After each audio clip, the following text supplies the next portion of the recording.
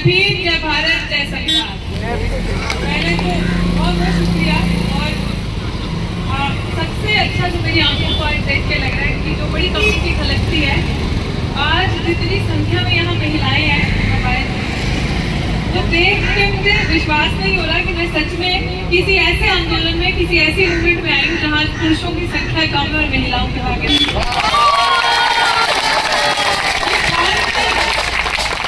ये कोई हल्की बात नहीं है। ये आप समझ लो, आप ये मोर्चा 95% जीत चुके हो, 5% बचा है। इस चीज का दावा, वादा, और आगे आप देखिएगा, मुझे मैं आज यहाँ करके भी जा रही हूँ, मुझे पूरी गारंटी है यही होगा। और दूसरा, ये तो पोस्टर मैंने भी यहाँ देखा है, ठेकेदारी हटाओ राष्ट्रीय सेवक मोर्चा, जिसकी अगुवाई में आप बैठे हो, शायद उनके सिर पे आज सफेद बाल है, बट ऐसे जुझारू साथी डीसी कपिल जैसे, और जनाब यहाँ पे बैठे हैं। और अभी भानु प्रताप जी जो कि मेरे वकील हैं, एक वकील, मेरे दो मुख्य वकील हैं, एडवोकेट प्राचा जी, उनके साथ एडवोकेट भानु प्रताप सिंह जी। मैं अपनी स्टोरी नहीं सुनाऊंगी, है जिसको देखनी होगी, जो मेरे साथ हुआ है सिचुएशन, वो आप यूट्यूब पे देख लेना, डॉक्टर नीतू सिंह टाइप करना, सारा यूट्यूब पे आ जाएगा। लड़ना सिर्फ और सिर्फ एक ही विकल्प है। जानवर भी खाते हैं रोटी, देखते हो ना, भूखा कोई रहता है? कोई नहीं रहता। लेकिन आज की जो मौजूदा हालात है, अगर आप अपने हक और अधिकार के लिए बोले नहीं, मैं तो सबको यही कहती हूँ, तो पशु में आप और हम में कोई, पशु भी खाना खाता है, इंसान भी खाता है, भूखा वो भी नहीं रहता, भूखे हम भी नहीं रहते। लेकिन अपने हकों की ठगी, अधिकारों का हनन, और खासकर जो कोरोना काल आया, मुझे नहीं पता कौन घरों के अंदर, अमीरों को कोरोना नहीं हुआ, मंत्रियों को कोरोना नहीं हुआ, जिनकी वजह से आज ये बदुआ हमें लगी है, वो कभी भी हट्टे कट्टे हैं।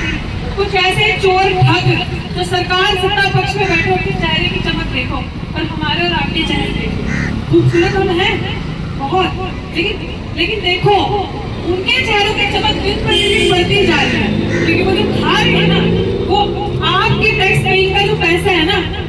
आज अगर हम, मुझे लगता है कि यहाँ सभी जागरूक लोग बैठे हैं, ज्यादा बड़ी बड़ी मैं बातें नहीं करूंगी, लेकिन मुझे लगता है आपका बच्चा एक पेंसिल भी खरीदता है ना, आपका बच्चा अगर एक चिप्स का पैकेट भी खाता है, उसके पीछे भी हम टैक्स देते हैं, पता है ना, फूड टैक्स, रोड टैक्स, सब चीजों का टैक्स है, किताब का टैक्स है।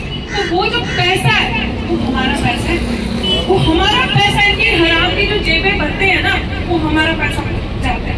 और ये जो ठेकेदारी प्रथा है ना, इससे सिर्फ आप ही प्रताड़ित नहीं करते, ये बहुत साजिश के तहत हमारे खोखला करने के लिए, भारत की बात करेंगे, सबको खोखला करने के लिए, ताकि आप इसमें उलझे रहे। हम जैसे टीचर प्रोफेसर जो बैठे हैं, आज मैं भी एक प्रोफेसर, लेकिन मैं भी प्रोफेसर ठेके पे हूँ, ठेके पे। हमें भी नहीं पता हमें कब निकाल दिया जाएगा, कब चेंज कर दिया जाएगा, क्योंकि कानून व्यवस्था अगर आपको पता है तो सबको ही पता होगा। सर ऐसा मैं बनाऊँ, अगर वर्कलोड है तो आप ठेके नहीं कर सकते, आप एडहॉक, आप कॉन्ट्रैक्चुअल नहीं कर सकते, आपको 3-4 साल के बाद पक्का करना ही करना होता है। तो मुझे इसकी हैरानी हो रही है देखकर कि 4500 का आंकड़ा, बच्चे प्रोफेसर जो, जहाँ से मैं आती हूँ दिल्ली विश्वविद्यालय से, जहाँ पे आपके बच्चे पढ़ने का सपना देख रहे हैं, भूल जाओ। अगर तो आपने ये सोचा कि ये लड़ाई इतनी सी है, खत्म कर दे, और आपके बच्चे, आपको लग रहा है आके दिल्ली विश्वविद्यालय जैसी जगह पे बैठ के पढ़ सकते हैं, तो भूल जाओ, बिक चुका है। दिल्ली विश्वविद्यालय का सौदा हो चुका। जेएनयू जो सरकारी यूनिवर्सिटी, टॉप यूनिवर्सिटी, जिसमें आपके बच्चे जाके पढ़ते हैं, और साल की 4000 रुपया फीस होती है। अगर आपका बच्चा मेरिट में आता है, साल की 4000 रुपया फीस है। आज 6 महीने की फीस 6-6 लाख, 3-3 लाख रुपए है, क्योंकि नेशनल एजुकेशन जो पॉलिसी आ चुकी है, उसमें ठेका है सारा, कि ठेके से प्रोफेसर लाएंगे, 3-3 महीने के लिए रखेंगे, ठेकेदार चुनेंगे। वो ठेकेदार कौन होगा? जब सबसे बड़ा चोर होगा, उस चोर को लेकर आएंगे, उसके हाथ में सरकार अपना ही बंदा लाएगी, अपने ही बंदे के हाथ में कॉन्ट्रैक्ट देगी, वो आगे अपने लोग लेकर आएगी, जैसे सर अग्निपथ की स्कीम, अपने लोगों को लेकर आएगी और अपने लोगों को लगाना है। और हम जैसे लोग, एक ही चीज है, बहुत ज्यादा बड़ी बात है, कोई भाषणबाजी नहीं, आपने सबको सुन लिया होगा, लेकिन जो मैं प्रैक्टिकली एक पढ़े लिखे होने के नाते, मैंने PhD की है साइकोलॉजी में, हर पल हर दिन पॉलिटिक्स देखते हैं, वो हर पल पॉलिटिक्स के साथ जीते हैं। आपके पास एक ही विकल्प है, वो है सड़क। अगर सड़क छोड़ दी, क्योंकि लोहिया जी कहते थे जब संसद में बैठे लोग या संसद आवारा हो जाती है ना, तो सड़कें सुनसान भी रहनी चाहिए। आज आपकी संसद आवारा हो चुकी है। आज ना आपका कोई एमएलए है, ना मंत्री है, ना मिनिस्टर है, जिनको आपने वोट दिया वो सब चोरों ठग निकले। आज आपकी बात कोई नहीं करने आ रहा ना, कोई नहीं सुनने आ रहा ना, तो आपके पास जो आपका डेमोक्रेटिक जो संविधान आपको अधिकार देता है वो देता है प्रोटेस्ट करना, पीसफुल प्रोटेस्ट करना। और ये तब तक करना क्योंकि देश आपका है। जब तक आपके हाथ में कमांड, आपकी नौकरी, आपकी 3 महीने की जो तनख्वाह जो मैंने सुना वो ठगी हुई है वो नहीं आ जाती ना, ये प्रोटेस्ट तब तक चलेगा। और मैं आश्वासन देती हूँ हमारी पूरी टीम में, हमारे साथ जितने भी दिल्ली के लोग, जिससे मैं आपको लूट पड़ी एक बार डीसी वकील सबको ये आपको संख्या धर्म की तो नहीं कहते बड़ी बात, लेकिन तन मन से हमारी पूरी टीम, हमारा पूरा संगठन, हम पूरी युवा शक्ति और जितनी भी महिलाएं हमारे साथ जुड़ी, हम सारे आपका साथ देंगे। बस हमने सड़कें छोटी, जब तक जीत हमारे हाथ में। एक नमूना देख लिया था सीएनआरसी का, आज तक हिम्मत नहीं पड़ी, वो भी महिलाओं ने लीड किया था। मैं आपको बोल रही हूँ, आप सशक्त हैं, आप हिम्मती हैं। सीएनआरसी क्या था? सिर्फ और सिर्फ महिलाओं की ताकत थी। बेटी बचाओ ढोंगी जो कहते हैं बेटी बचाओ बेटी पढ़ाओ, इस तरह दिखावा करते हैं। आज इन्हीं की महिलाएं 30 रुपए 40 रुपए किलो टमाटर पे और सिलेंडर में सोचते हैं सिलेंडर कैसे होता है, याद है? और आज कितने का है? आज कहाँ है सिलेंडर वाली? आज कहाँ ये लोग? आज इन्हें एहसास नहीं है। तो वो चीज मैं बता रही हूँ कि वो सत्ता में जो चल रहा है वो तो चल रहा है, लेकिन ये चीज हमें रियलाइज करने की जरूरत है कि एक औरत जब ठान लेती है ना, महिलाएं, मैं पुरुषों को भी देख रही हूँ लेकिन माफ करना है, मुझे ज्यादा अच्छा लगता है आज यहाँ देखते चलो मान तो कोई नहीं हमारी संख्या ज्यादा है। तो मेरे को ये लग रहा है कि जब मतलब मुझे इतना अच्छा और इतनी खुशी हो रही है ये चीज देख के कि हम जो ठान लेते हैं ना, बिठा भी सकते हैं और उतार भी सकते हैं। हमारी अब बताएंगे इनको कि दुर्गा भी यहाँ है, काली भी यहाँ है, सावित्रीबाई फुले भी यहाँ है, माता रामाबाई भी यहाँ है, और सारी जितनी वैरायटी आपको देखनी है ना, सारी शक्तियाँ यही है। हर तरीके से मैं तो सर आपको आश्वासन देती हूँ, आज का मोर्चा मैं देख के कह रही हूँ 95% आप जीत चुके हो। ये जो बैठे हैं सिर्फ आप एक चीज और ठान लो कि सिर्फ इतनी जागरूक आप हो, जब सड़कों में बैठी हो तो आप जागरूक हो, मान सम्मान हो इस देश का ना। आप एक चीज ठान लो, लड़ाई सिर्फ आपने ठेकेदारी सिर्फ अपना इसकी नहीं लड़नी के अस्पताल का या हेल्थ सेक्टर का, जहाँ जहाँ ठेकेदारी है, जहाँ जहाँ चीजें वहाँ वहाँ आपकी भागीदारी, हर जगह ये आपका व्यक्तित्व है, ये आपका फर्ज बनता है। अब हम एक दूसरे को साथ देंगे एक दूसरे का, और जहाँ जहाँ ये चोर ठग आ रहे हैं, क्योंकि कल लड़े थे गोरों से, आज लड़ेंगे अगर हम उनको भगा सकते हैं तो ये क्या है, इनको तो पता है ना, इतना पता ही होगा कितना दम है इसके अंदर। तो अपना दम सब हम पहचानते हैं, अपना एकजुट होना है, एकत्र से सारी लड़ाई बस एक ही चीज है, पीसफुल। हमारे पास पीसफुल धर्म है ना, तो संविधान हमें कहता है पीसफुल प्रोटेस्ट से सारी लड़ाई हम जीतेंगे।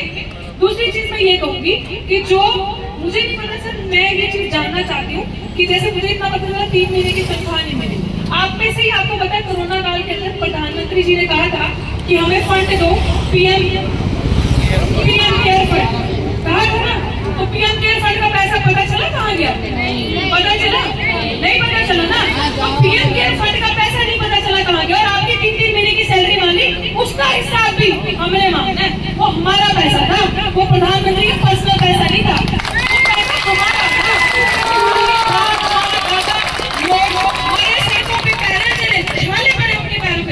चोर ठग बैठ के हमारा पैसा लूट गए, उस पैसे का भी हिसाब हमने मांगना है। और तब तक जब तक पैसा, क्योंकि मैंने ये भी सुना है कि कुछ इनके जो सगे संबंधी हैं उनको पैसा दिया है मुआवजा, बाकियों को नहीं दिया ना, तो कोई बात नहीं। वो जो सगे संबंधी है ना, उनकी लिस्ट निकलो, उनकी लिस्ट तो पता होगी, उनके नाम तो पता होंगे, कुछ हम लोगों को भी जोड़ लो, उनका पैसा, और जितना महिलाएं जितने लोग यहाँ बैठे हैं, और जो भी दवा कुछ और भी लगता है जिसका अधिकार मारेगा उसको भी इस लिस्ट में जोड़ लो, सबका फैसला यही होगा, साडा हक इत्थे अब हमारा हक होगा और यहाँ तो है नहीं कि दलाल तो बैठा नहीं है कि जो दलाली करेगा सट्टी करेगा, जिसको बात करनी है खुलेआम सामने आके बात होगी और ठेकेदारी प्रथा से भारत को आजादी दिलानी, तब सही मायने में आजादी रहेगी। क्योंकि ये कुछ नहीं हो रहा इस देश में। इस देश में ऑक्सफैम एक, अगर आप जानते होंगे मैगजीन है ऑक्सफैम, पढ़ना, जो पढ़ी लिखी महिलाएं बैठी है नोट कर लेना। उसकी रिपोर्ट कहती है कि इस देश में खासकर 2014 के बाद से देश के सिर्फ 20 लोग, 20% के 20 लोग, देश की आबादी कितनी है 140 करोड़ प्लस ही होगी है ना, उसमें 140 करोड़ में सुनने वाली बात है, सिर्फ 20 लोग ऐसे हैं जिनके पास हमारे भारत का 90% पैसा है। 20 लोग 90% पैसा है, तो हम क्या है, हम तो कीड़े मकोड़े हैं।